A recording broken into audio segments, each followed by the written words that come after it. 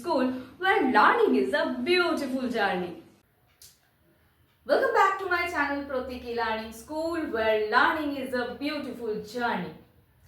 আজকে আমি নিয়ে চলে এসেছি সিনোনিম এবং অ্যান্টোনিম সিরিজের আরও একটি এপিসোড। মধ্যখানে একটু ড্রপ হয়েছিল, তোমাদেরকে সিনোনিম অ্যান্টোনিমের উপর কোনো নতুন নতুন ভিডিও দেওয়া হয়নি।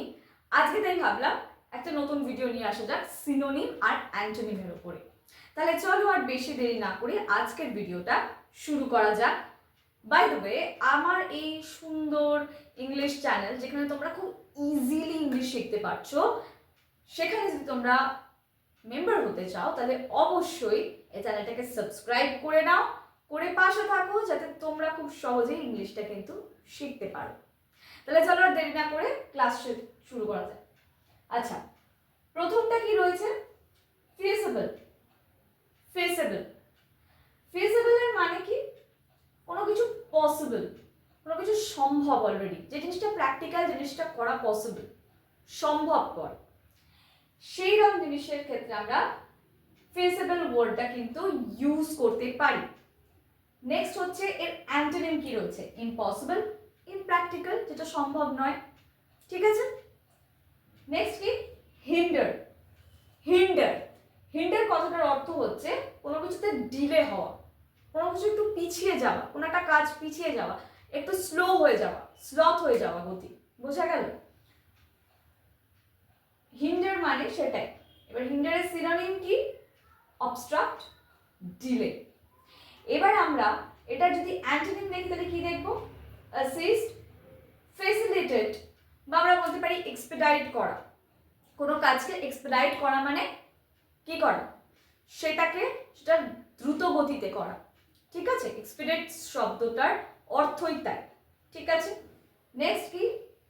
রেস্ট্রেন। রেস্ট্রেন, আরেকবার বলছি, রেস্ট্রেন।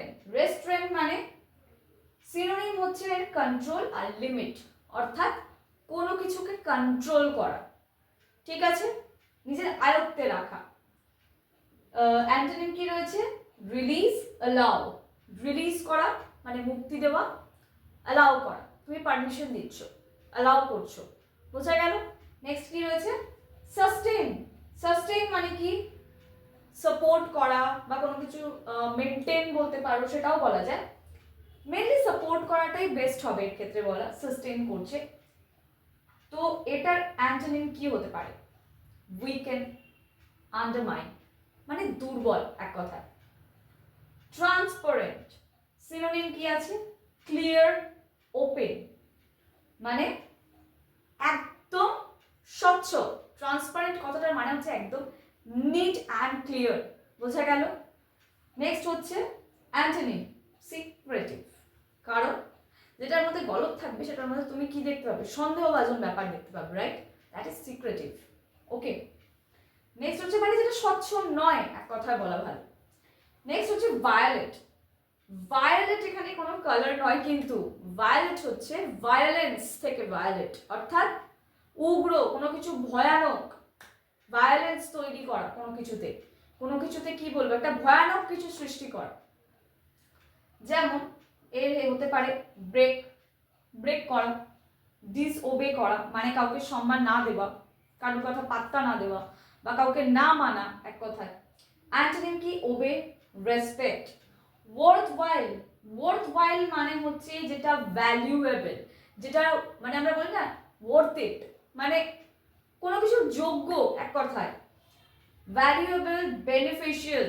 ঠিক আছে। নেক্সট হচ্ছে কি অ্যান্টোনিম? পয়েন্টলেস, ইউজলেস, অর্থাৎ যেটার কোনো ভ্যালুই নেই, এক কথায়। ঠিক আছে। এই 7খানা সিনোনিম অ্যান্টোনিম আজকে আমরা শিখলাম। নেক্সট ক্লাসে আমরা শিখে নেব এগুলোর ওপরে কিছু সেন্টেন্সেস। এই পার্টিকুলার যে ওয়ার্ডগুলো আছে এগুলোর ওপরেই আমরা সেন্টেন্স দেখব। আজকের মতন এই পর্যন্তই। দেখা হচ্ছে আবার পরবর্তী ভিডিওতে। ততক্ষণের জন্য ইংলিশ প্র্যাকটিস করতে থাকো।